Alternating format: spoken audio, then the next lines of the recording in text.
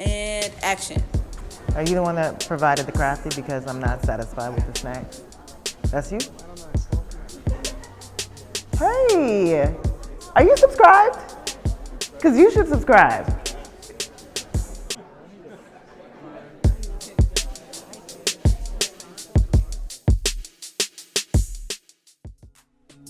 Over the last year, as we've grown in ambition, we've also grown in number, and we've had some amazing new additions to our team.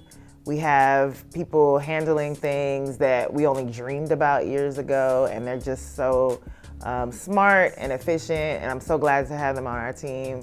I remember when it was just the four of us in a rinky-dink office on La Brea, and it was a struggle, but we were still so ambitious when we saw the vision, and it was a really good time.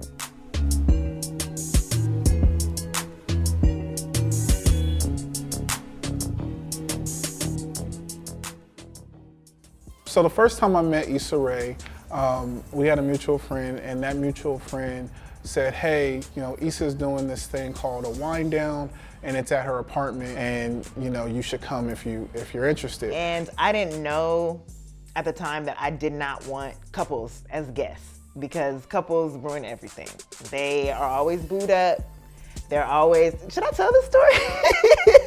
I had just moved from Vegas, and so I didn't have very many friends. So my friend brings Benoni, and I'm like, oh, he's cool, but they were like booed up in the corner, so I always had y'all not really engaging in the party, y'all not down with the clique. I got to meet a lot of her friends that are in Awkward Black Girl, a lot of her friends that are in Insecure were at that party years ago. So that was my first time actually meeting her. And I never would have imagined that my friend's ex-boyfriend would be my business development manager.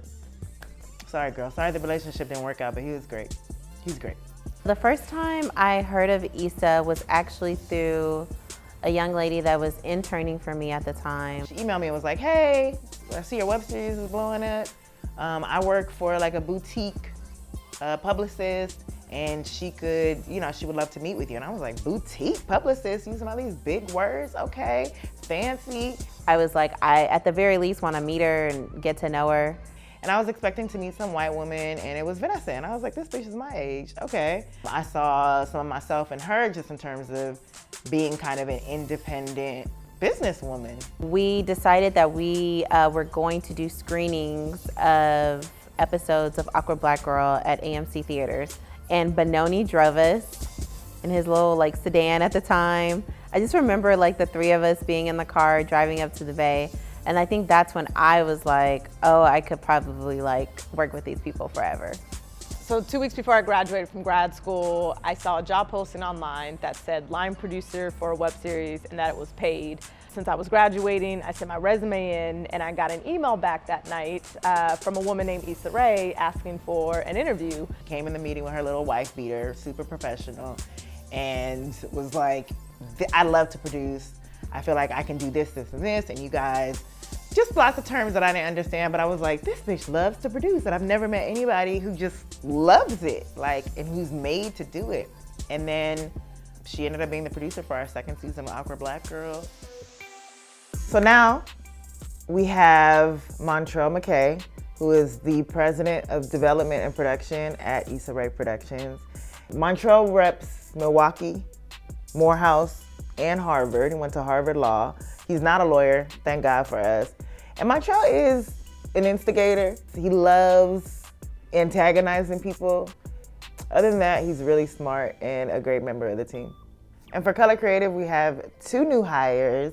We have Sarah, who is VP of production at Color Creative, and we have Lillian, who is our coordinator, and who we actually met through Melina Matsukis, our director of Insecure, she's always been phenomenal. Both of them are so phenomenal and bring a great energy.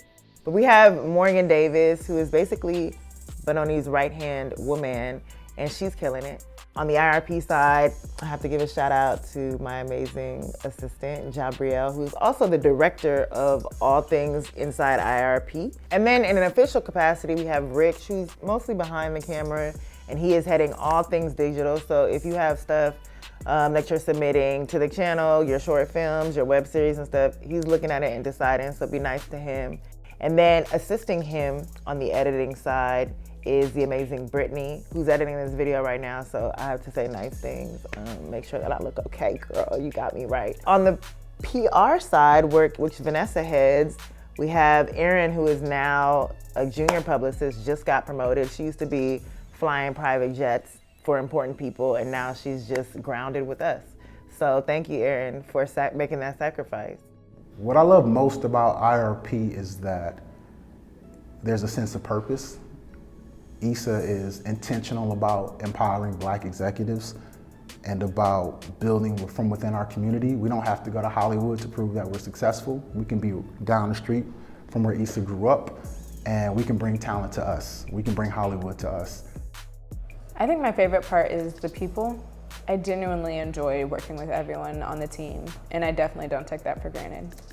Every day I feel like Black people are at the forefront of this industry, pushing the bar higher, and we can reimagine what it means to be a Black company in Hollywood and do things bigger than anyone else has ever done it. And that all starts from Issa's success and from her belief in what we can do as a team.